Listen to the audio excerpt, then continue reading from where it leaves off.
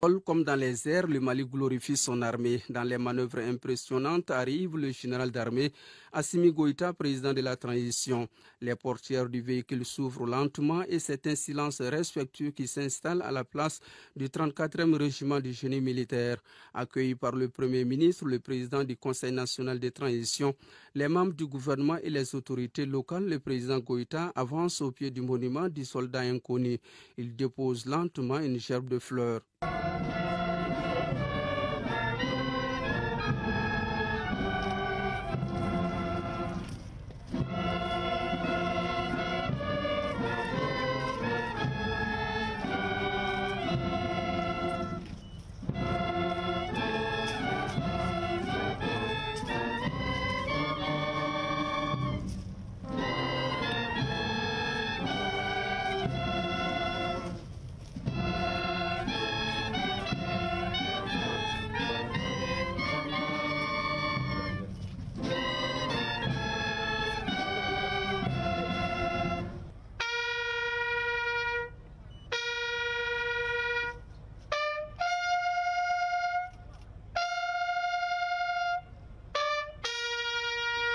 L'atmosphère se charge d'une intensité symbolique. C'est le reflet du poids de la responsabilité et des attentes qui reposent sur les épaules du président Goïta. Il salue les drapeaux qui flottent au vent tandis que les notes de l'hymne national résonnent.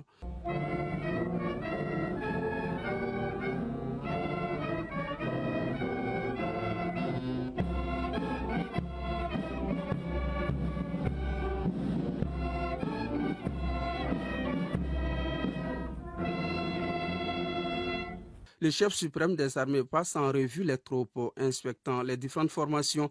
Il manifeste les gestes de félicitations et d'encouragement.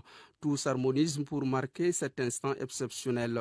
Excellence, Monsieur le Président de la transition, chef de l'État, chef suprême des armées, les honneurs militaires vous sont rendus par la musique principale des armées, le drapeau et sa garde, l'état-major interarmé, des compagnies représentées par une section du Britannique militaire de Kati, une section de l'école militaire interarmes de Koulikoro, une section de l'AMA SNJ, une section de l'administration pénitentiaire et de l'éducation surveillée, une section des eaux et forêts, une section des douanes du Mali, une section de la protection civile, une section de la police nationale, une section du soutien des armées,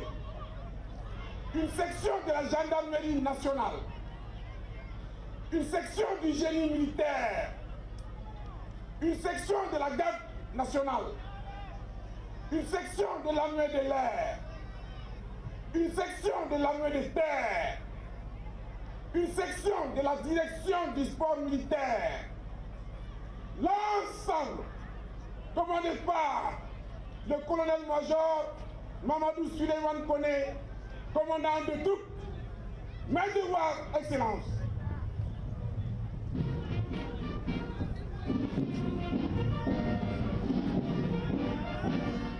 Les honneurs militaires reçus, le président de la transition générale d'armée, Assimi Goïta, regagne la tribune pour assister au défilé militaire. L'instant est propice pour adresser un mot aux forces armées maliennes. Avant tout propos, je voudrais rendre hommage à nos devanciers, celles et ceux qui ont donné leur vie pour que le Mali soit ce qu'il est aujourd'hui. Il nous appartient désormais, cette mission régalienne, de défendre l'honneur et la dignité du peuple malien. Et je voudrais surtout réaffirmer devant votre micro que nous allons défendre le Mali et son avenir en tout temps, en tout lieu et en toutes circonstances. Je voudrais surtout saluer les prouesses des femmes qui nous ont permis de renverser la tendance et surtout de prendre l'initiative sur le terrain. En reprenant le contrôle de notre territoire, nous avons favorisé le retour des services de base, le retour de nos déplacés et surtout le retour de l'État.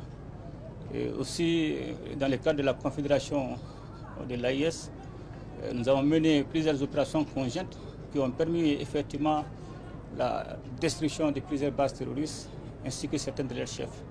Et je voudrais surtout demander aux armées de l'ES à plus d'engagement et de détermination jusqu'à la victoire finale. Deux actes de portée historique retiennent l'esprit militaire et civil. Des médailles de la Croix de la valeur militaire, du mérite militaire, de sauvetage et des médailles des blessés à ceux qui ont eu les comportements remarquables. Ce n'est pas tout. Le président Goïta remet aux ayants droit des militaires tombés sous le champ d'honneur un chèque de plus de 7,5 milliards de francs CFA. C'est le minimum que nous pouvons faire pour les militaires tombés sous le champ d'honneur. On ne peut pas toujours remplacer une vie, mais c'est le minimum. Nous devons assister nos militaires ainsi que leurs familles. Les portes de l'avenir sont ouvertes à ceux qui savent les pousser. Ambitieux, porteur d'espoir, le président Goïta promet la victoire contre l'ennemi, surtout avec le soutien indéfectible du peuple malien. Ce n'est que le début. Comme on l'a dit, nous allons continuer à équiper les FAMA jusqu'à la victoire finale.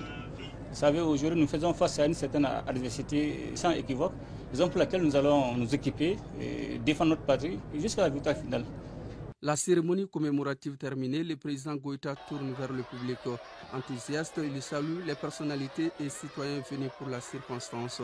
La tradition qui vient d'être respectée constitue pour le chef de l'État un devoir de mémoire. Formé pour le combat, on voit la grande armée malienne debout et prête à défendre notre souveraineté nationale.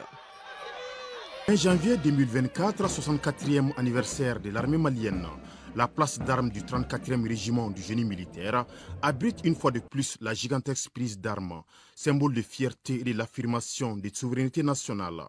Une fois arrivé sur le lieu, le président de la transition, chef de l'État, le général d'armée Assimi Goïta, procède d'abord au dépôt des gerbes de fleurs à la mémoire des militaires tombés sur le champ d'honneur.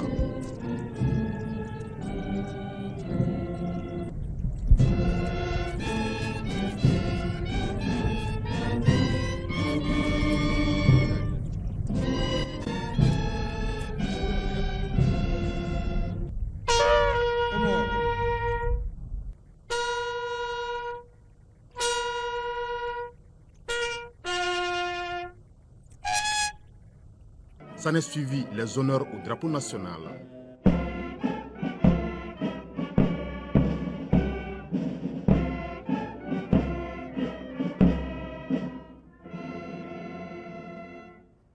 Le chef suprême des armées procède ensuite à la traditionnelle revue des troupes, à savoir les différentes forces armées maliennes et de sécurité mobilisées pour la circonstance. Reflet du peuple malien, le temps pour l'outil de défense de prendre des dispositions préparatoires pour le passage, place à la fanfare du Prytanée militaire de Kati. Une occasion pour l'assistance de découvrir le savoir-faire de ses élèves qui perpétuent ainsi la tradition, celle d'offrir un cadeau aux forces armées maliennes de sécurité et paramilitaires lors de la célébration du 20 janvier. Avec les instruments, les élèves du Prytanée ont également magnifié le courage et la bravoure des pays de la Confédération des États du Sahel, AES.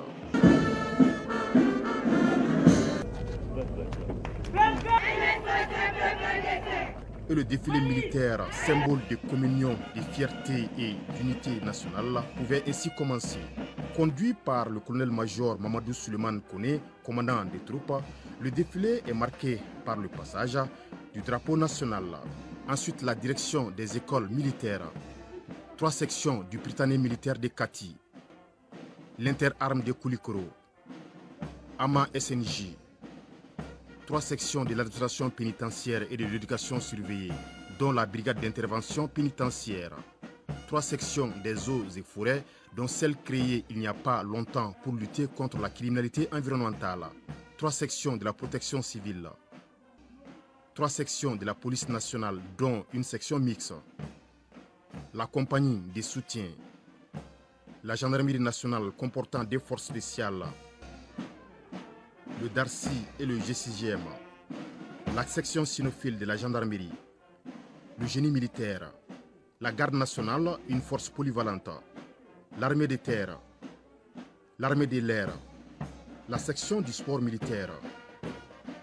La cavalerie et le passage du groupement motorisé de la gendarmerie met ainsi fin à l'imposant défilé militaire. Nous avons assisté à une très belle cérémonie qui a montré les facettes des forces armées de la République du Mali, des forces armées qui appartiennent aussi aux forces armées des pays de l'AES. C'est une très belle parade, une cérémonie bien organisée qui montre encore que nous avons des potentialités. Nous sommes capables de vaincre l'hydre terroriste. J'ai trouvé vraiment la cérémonie très fantastique et on peut dire que nous avons une armée de symboles et de gloire. À n'en pas douter, c'est une réalité. Et ce que je demande à tout le monde, que nous les anciens militaires, la population, c'est de supporter ce que ces hommes, les femmes sont en train de faire. Ils abattent de gros travail sur le terrain et c'est grâce à eux aujourd'hui qu'on respire.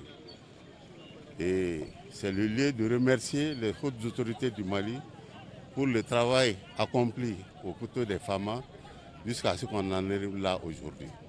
L'armée malienne, qui constitue le dernier rempart de la République, réaffirme à travers cette célébration son engagement et sa détermination à honorer le pays à tout point de vue.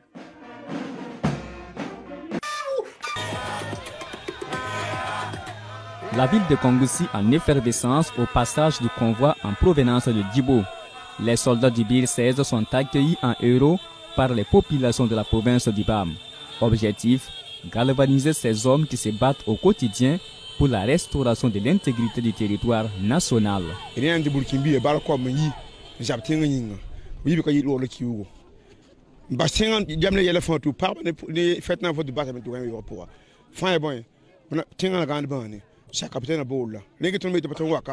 Ce sont des hommes dignes qui ont accepté tout abandonner pour aller défendre le drapeau du Burkina. Donc ce serait ingrat que nous restions les bras croisés à leur retour du combat. Raison pour laquelle nous avons mobilisé les populations qui ont répondu présentes pour rendre hommage à ces vaillants soldats.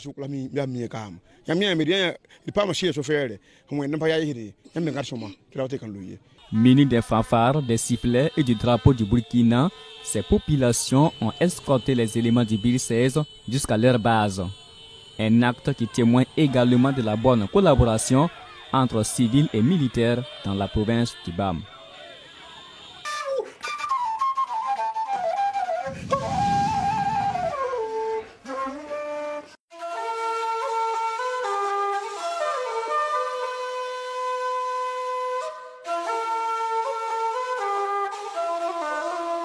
Aux côtés des forces de défense et de sécurité, les chasseurs traditionnels d'Ozo occupent une place importante dans la lutte pour la reconquête de l'intégralité du territoire national. À cette rencontre de cadrage, il est ici question de mobilisation et de stratégie afin de mieux coordonner les actions de sécurisation des biens et des personnes de la zone de commandement. Nous avons choisi notre zone pour quand même former les jeunes et les sensibiliser. Comment il faut travailler avec les autorités de la zone aussi. Nous faisons appel à toutes les associations et les groupes aujourd'hui organisés de Bobo, n'importe quelle association. Nous leur demandons de se donner la main dans la main parce qu'il n'y a pas de distinction d'Ozo. La fraternité, l'union, la solidarité et surtout l'intégrité sont autant de valeurs qui guident la vie des Dozo. Et à ce rendez-vous, ils sont venus de tous les villages environnants de la ville de Bobo-Dioulasso pour se rappeler ces valeurs et faire bloc derrière le président du Faso et tout le gouvernement. Aujourd'hui, si le président Ibrahim Traoré et son gouvernement s'y mettent dedans pour la paix, alors que nous, on ne fait que le soutenir aujourd'hui pour qu'il y ait beaucoup de paix dans notre Faso. Et ça ira, Inch'Allah, grâce aux ancêtres que nous adhérons. À ce conclave, les Dozo ont rendu hommage à leurs frères disparus. Ils ont aussi invité les plus hautes autorités à renforcer leurs capacités afin de répondre efficacement aux besoins sur le terrain.